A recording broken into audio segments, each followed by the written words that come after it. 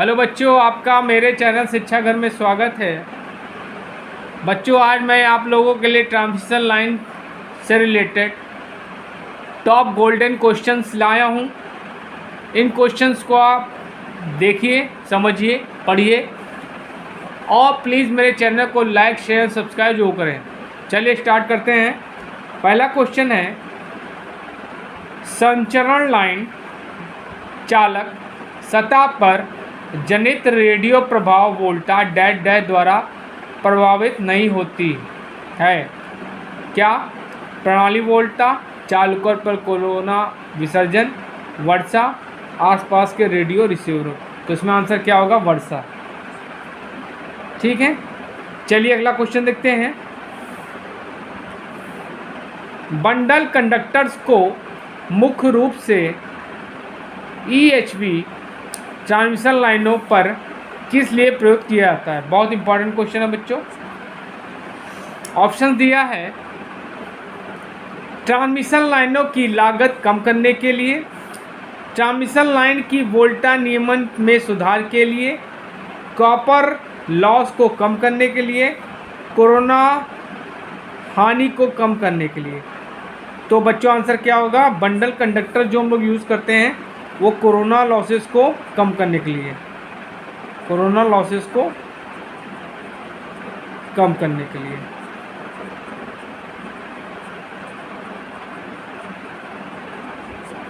Bundle conductor का प्रयोग हम लोग करते हैं।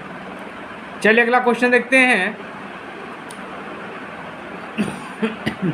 न्यूनतम फेज न्यूट्रल वोल्टेज जिस पर कोरोना का पावर ट्रांसमिशन लाइनों में होना शुरू होता है उसे क्या कहा जाता है?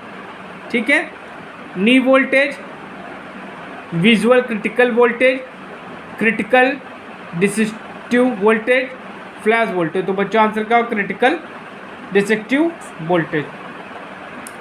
चलिए बच्चों अगला क्वेश्चन देखते हैं। बच्चों बहुत इंपॉर्टेंट क्वेश्चन है। खंभों को सेट करने की गहराई खंभे की लंबाई की 1/4 होती है, खंभे की लंबाई की 1/5 होती है, खंभे की लंबाई की 1/8 होती है, खंभे की लंबाई की 1/2 होती है। तो बच्चों आंसर दूसरा बिल्कुल सही है, खंभे की लंबाई की 1/5 होती है। चलिए अगला क्वेश्चन देखते हैं। लकड़ी के खंभों का इस्तेमाल नहीं किया जाता क्योंकि ये सहजता से भूतल के नीचे सड़ जाते हैं और 11,000 या 11 kV के लाइन वोल्टेज तक सीमित रहते हैं। ठीक है, ये वजन में हल्के होते हैं, इन्हें आसानी से लगाया और स्थानांतरित किया जा सकता है, सस्ते होते हैं। तो बच्चों आपका पहला ऑप्शन बिल्कुल सही है। ये क्या होता है? ये जो आपका नीचे अगर हम जब इनको यूज़ करते हैं तो भूतल के नीचे क्या होता है, इनके अंदर सड़न पैदा हो जाती है। ठीक है, और ये क्या करते हैं, 11,000 लाइन तक इसका प्रयोग हम लोग कर सकते हैं। ठीक है, चलिए अगला क्वेश्चन देखते हैं। टावर्स का इस्तेमाल, ठीक है, बहुत इंपॉर्टेंट क्वेश्चन है ये बच्चों, और इसके पहले भी जो बताया आपने लकड़ी वाला, ये भी इम्पॉर्टेंट है। टावर्स का इस्तेमाल वितरण के लिए किया जाता है, संचरण में किया जाता है, टेलीफोन में किया जाता है, स्ट्रीट लाइट में किया जाता है। तो संचरण में इसका प्रयोग हम लोग टावर्स का करते हैं। चलिए अगला क्वेश्चन देखते हैं, बहुत इंपॉर्टेंट, ये भी बहुत इंपॉर्टेंट क्वेश्चन है। रबर का परावैद्युत सामर्थ्य लगभग कितना होता है? 3 kV पर mm, 10 kV पर mm, 30 kV पर mm, 300 kV पर mm। तो क्या आंसर होगा? 3 kV पर mm होता है। चलिए बच्चों अगला क्वेश्चन देखते हैं। बच्चों ये भी क्वेश्चन बहुत इंपॉर्टेंट है, ये कई बार पूछा गया है। पिन इंसुलेटर, विद्युत रोधियों मतलब पिन टाइप इंसुलेटर जो होता है का उपयोग आमतौर पर लगभग कितने वोल्टेज तक के लिए किया जाता है? 33 kV तक, 66 kV तक, 1000 kV तक, 11 kV। तो बच्चों आंसर क्या होगा? जो पिन टाइप इंसुलेटर होता है वो क्या होता है? 33 kV तक यूज़ होता है, पिन टाइप इंसुलेटर। ये क्या होता है? 33 kV तक यूज़ होता है। चलिए अगला क्वेश्चन देखते हैं। संचारण लाइन में साधारणतः प्रयुक्त किए जाने वाले तार, बहुत इंपॉर्टेंट, ये भी बहुत इंपॉर्टेंट क्वेश्चन है। ACSR तार होते हैं, तांबे के तार होते हैं, लोहे के तार होते हैं, एल्युमिनियम के तार होते हैं। तो आंसर क्या होगा? ACSR तार का प्रयोग हम लोग करते हैं। चलिए अगला क्वेश्चन देखते हैं। कम वोल्टेज हेतु चालक को ढकने के लिए किस प्रकार के इंसुलेशन का प्रयोग किया जाता है? पॉलीविनाइल क्लोराइड, कागज, वल्कनिक, भारतीय रबर, कॉटन और सिल्क इंसुलेशन। तो बच्चों आंसर क्या होगा? कॉटन और सिल्क इंसुलेशन का प्रयोग हम लोग करते हैं। बच्चों ये भी इंपॉर्टेंट क्वेश्चन है। चीनी मिट्टी को इंसुलेटर बनाने के लिए निम्नलिखित में से कौन सा घटक नहीं है? Silica, kaolin, feldspar, quartz. तो बच्चों आंसर क्या होगा? सिलिका। ठीक है, चलिए बच्चों अगला क्वेश्चन देखते हैं। इंसुलेटर जो कम वोल्टेज वितरण लाइनों में उपयोग किए जाते हैं जिन्हें जाना जाता है? साइकिल, तनन, पिन, सस्पेंशन। तो बच्चों आंसर क्या होगा? साइकिल। चलिए अगला क्वेश्चन देखते हैं। लकड़ी के खंभों के लिए अधिकतम स्वीकृत विस्तार मीटर में कितना होता है? पहला ऑप्शन 10, 20, 30 मीटर, 75 मीटर, नन। तो बच्चों आंसर क्या होगा? नन। चलिए अगला क्वेश्चन देखते हैं। बहुत इंपॉर्टेंट क्वेश्चन है बच्चों ये। मध्यम वोल्टेज लाइन के अंतिम सिरों पर किस प्रतिरोधक का प्रयोग किया जाता है? साइकिल प्रकार का, पिन टाइप का, अंड प्रकार का, डिस्क टाइप का। तो बच्चों आंसर क्या होगा? साइकिल टाइप का प्रयोग हम लोग करते हैं। और बच्चों ये क्वेश्चन इस तरह भी आ सकता है कि लास्ट लाइन वोल्टेज लाइन की जो होती है उसके अंतिम लास्ट सिरों को मोड़ने के लिए किस साइकिल का प्रयोग करते हैं? तो वो क्या होगा? वो भी आंसर क्या होगा? साइकिल टाइप इंसुलेटर का प्रयोग करते हैं। चलिए अगला क्वेश्चन देखते हैं। बहुत इंपॉर्टेंट क्वेश्चन है बच्चों। मैं आप लोगों के लिए बच्चों इंपॉर्टेंट क्वेश्चन ही लाता हूँ। अगर आप ये क्वेश्चन नोट्स के रूप में बना लेते हैं और पढ़ते हैं तो निश्चित तौर पे आप सफलता प्राप्त करेंगे। चलिए देखते हैं। पिन प्रकार का इंसुलेटर किससे बना होता है? पोर्सलेन से बना होता है, कांच से बना होता है, प्लास्टिक से बना होता है।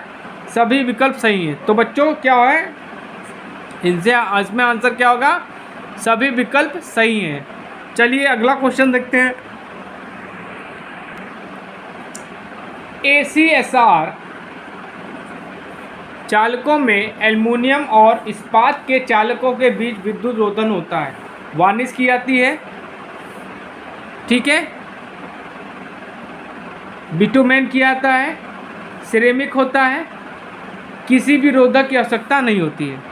तो बच्चों आंसर क्या होगा? किसी भी रोधक की आवश्यकता नहीं होती। बच्चों ये क्वेश्चन देखते हैं। बहुत इंपॉर्टेंट क्वेश्चन है, कई बार पूछा गया है। ACSR का अर्थ है all copper standard reinforced conductor, aluminium conductor, steel reinforced conductor, aluminium copper steel reinforced conductor, oil copper steel reinforced conductor. तो बच्चों आंसर क्या होगा? आपका सेकंड ऑप्शन सही है, aluminium conductor steel reinforced conductor. ठीक है, चलिए अगला क्वेश्चन देखते हैं। संचारण लाइन के लिए प्रयुक्त विभिन्न प्रकार के लाइन सपोर्टों में क्या सम्मिलित होता है? बहुत इंपॉर्टेंट क्वेश्चन है। RCC और PCC के खंबे, इस्पात टावर, इस्पात के खंबे, लकड़ी के खंबे, इस्पात के खंबे, RCC और PCC खंबे और इस्पात टावर्स। तो बच्चों आंसर क्या होगा? चौथा ऑप्शन बिल्कुल सही है, इन सब का प्रयोग किया जाता है। ठीक है, चलिए अगला क्वेश्चन देखते हैं। तांबे की तुलना में एल्युमिनियम की चालकता क्या होती है? चलिए इसके ऑप्शन देखते हैं। पहला दिया है 1, दूसरा दिया है 0.7, तीसरा दिया है 0.6 और चौथा दिया है 0.5। देखिए जो आपका कॉपर होता है उसका जो कंडक्टेंस होता है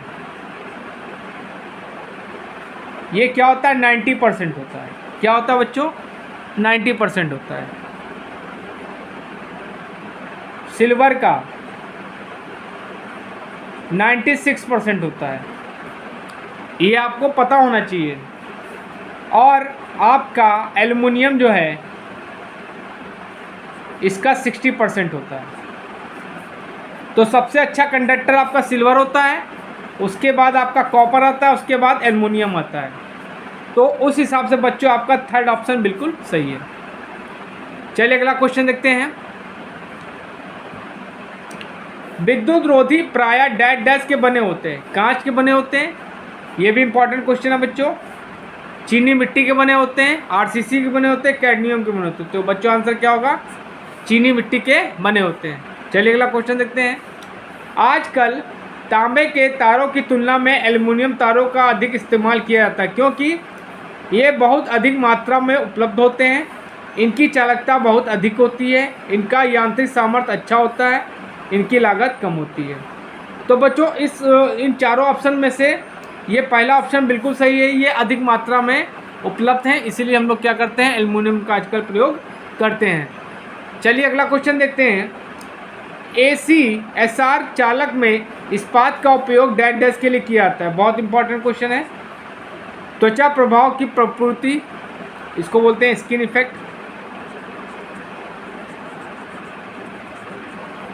निकटता प्रभाव को उदासीन करने, लाइन प्रेरकत्व को कम करने, तन्यता ताकत बढ़ाने। तो बच्चों आंसर क्या होगा, तन्यता ताकत बढ़ाने। चलिए अगला क्वेश्चन देखते हैं। भारत में उपयोग किए जाने वाले अधिकतम ट्रांसमिशन वोल्टेज स्तर क्या है? 440 kV, 765 kV, 1500 kV, 275 kV। तो बच्चों आंसर क्या होगा, 765 kV। बच्चों ये आपसे क्वेश्चन पूछ सकता है कि जनरेशन कितने केवी पे किया जाता है, कितने वोल्टेज पे किया जाता है। तो आपका क्या होगा, 11,000 केवी पे, 11,000 वोल्ट पे या 11 केवी पे हम लोग जनरेशन करते हैं। क्यों?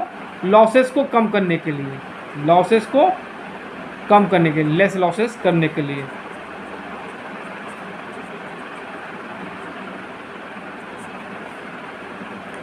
चलिए अगला क्वेश्चन देखते हैं। मध्यम और लंबी पारेषण लाइनों में फेरांटी प्रभाव को उदासीन करने के लिए निम्नलिखित में से किसका उपयोग किया जाता है? देखिए फेरांटी प्रभाव होता क्या है। फेरांटी प्रभाव के कारण क्या हो जाए, आउटपुट जो वोल्टेज होता है वो क्या होता है, इनपुट वोल्टेज से ज़्यादा हो जाता है। तो इस इफेक्ट को हम बोलते हैं फेरांटी इफेक्ट। ठीक है, जो कि ये एक प्रकार का फॉल्ट है। क्या एक प्रकार का बच्चों फॉल्ट है। ठीक है, तो किसका उपयोग करते हैं, शंट संधारित्र का करते हैं, श्रृंखला अवरोधक का करता है, श्रृंखला संधारित्र का करते हैं, या शंट रिएक्टर का करते हैं। तो बच्चों आंसर क्या होगा इसमें, शंट रिएक्टर का करते हैं। चलिए अगला क्वेश्चन देखते हैं। बहुत इंपॉर्टेंट क्वेश्चन है ये। उच्च वोल्टेज संचरण में सबसे ऊपरी चालक कौन सा होता है? ठीक है, तो ऑप्शन आपको दिया है, लाइन चालक, अर्थ चालक, वापसी चालक, फेज चालक। ठीक है, आपने देखा होगा बच्चों कि जो ट्रांसमिशन लाइन होती है उसके ऊपर सबसे ऊपर जो तार जाता है उसको बोलते हैं हम लोग अर्थ वायर। क्या बोलते हैं उसको, अर्थ वायर बोलते हैं। ये क्वेश्चन बहुत इंपॉर्टेंट है। चलिए अगला क्वेश्चन देखते हैं। संचरण लाइन में विद्युत शक्ति हानि का सबसे महत्वपूर्ण कारण है प्रतिरोध, धारिता, प्रेरकत्व, प्रवेशीयता। तो बच्चों आंसर क्या होगा, प्रतिरोध। इसी के कारण क्या होता है बच्चों, रेजिस्टेंस के कारण वोल्टेज ड्रॉप ज़्यादा होते हैं। बंडल चालक का उपयोग किया जाता है रेगुलेशन कम करने के लिए, ग्राउंड के सापेक्ष धारिता को कम करने के लिए, लाइन के कुल भार को कम करने के लिए, कोरोना हानि को कम करने के लिए। तो मैंने आपको पहले क्वेश्चन में बताया था, बंडल कंडक्टर का प्रयोग हम लोग क्या करते हैं, कोरोना लॉसेस को कम करने के लिए करते हैं। चलिए अगला क्वेश्चन देखते हैं। विद्युत रोधक किस पदार्थ के बने होते हैं? पोर्सलेन के, स्टाइरोफोम के, कांच के, रबड़ के। तो क्या होता है, पोर्सलेन के बने होते हैं। इंसुलेटर जो होते हैं पोर्सलेन के बने होते हैं। यहाँ पे विद्युत रोधक मतलब इंसुलेटर्स की बात कर रहा है ये। चलिए अगला क्वेश्चन देखते हैं। Pin type insulator dash dash संरचना संचरण लाइनों के लिए प्रयोग किए जाते हैं। ठीक है, ये क्वेश्चन मैं बता चुका हूँ, दोबारा रिपीट हो गया है। 33 kV के ऊपर 33 kV तक, 33 kV के नीचे 400 kV और से ऊपर। तो बच्चों आंसर क्या होगा? पिन टाइप जो इंसुलेटर होता है उसको हम लोग 33 kV तक यूज़ करते हैं। ठीक है, चलिए अगला क्वेश्चन देखते हैं। लड़ी दक्षता को नहीं बढ़ाया जा सकता है। पेंट का इस्तेमाल करके, लंबी अनुप्रस्थ भुजा का इस्तेमाल करते, इंसुलेटर का ग्रेडिंग करके, सुरक्षा चक्र का इस्तेमाल करके। तो बच्चों आंसर क्या होगा? पेंट का इस्तेमाल करके। इनमें से किस तार से विकिरण नहीं होता है? खुला दो तार, कोएक्सियल, उपरोक्त दोनों, उपरोक्त में कोई तो कोई है कोएक्सियल। चलिए अगला क्वेश्चन देखते हैं। बहुत इंपॉर्टेंट फेरांटी इफेक्ट पूछा गया आपसे, क्या होता है? फेरांटी प्रभाव में sending end voltage receiving end voltage के बराबर होता है। Sending end voltage receiving end voltage से कम होता है।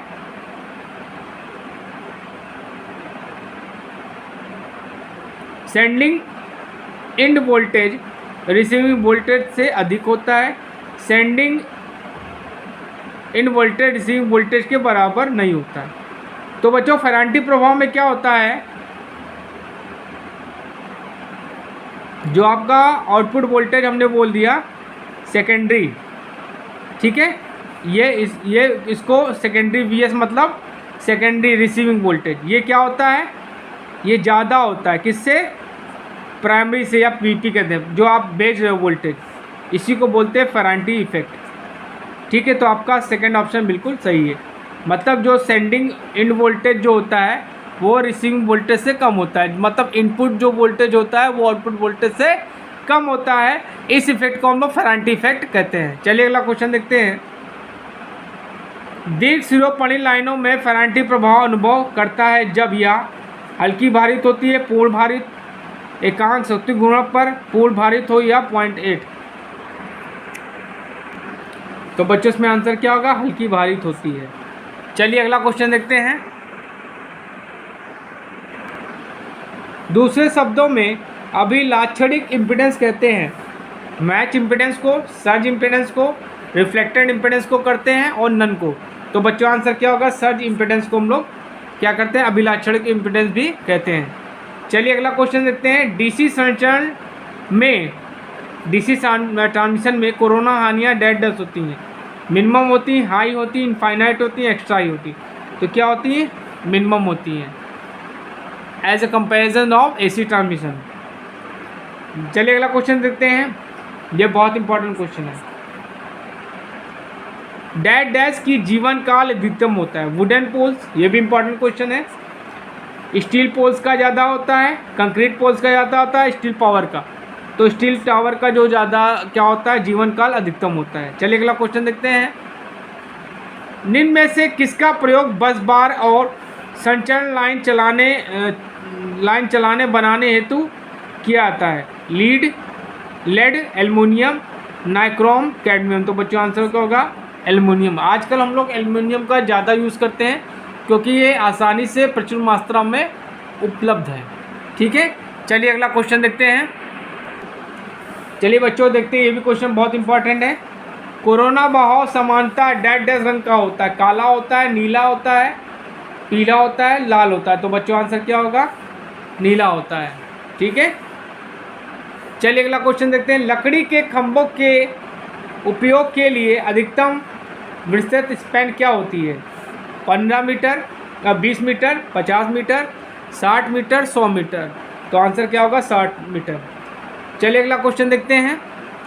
एच प्रकार के पोल का उपयोग किस वोल्टता के लिए होता है? 11 kV, 22 kV, 130 kV, 11 kV, all are correct, सभी सही हैं। तो बच्चों आंसर क्या होगा? 130 kV। चलिए अगला क्वेश्चन देखते हैं, लास्ट क्वेश्चन। 30 मीटर की स्टील रेल पोल्स का प्रयोग कितनी वोल्टा के ट्रांसमिशन के लिए किया जाता है? 33 kV, 11 kV, 22 kV, 33 kV और 11 kV। तो बच्चों आंसर क्या होगा? 33 kV। तो बच्चों आज मैंने आपको ट्रांसमिशन लाइन के 41 क्वेश्चंस इंपॉर्टेंट बताए हैं। जो कि आपके टॉप गोल्डन क्वेश्चंस हैं। इन क्वेश्चंस को आप देखिए, समझिए, तो और हो सके तो नोट्स बना लीजिए। और प्लीज़ मेरे चैनल को लाइक शेयर एंड सब्सक्राइब जो करिए, ज़रूर करें। Thank you.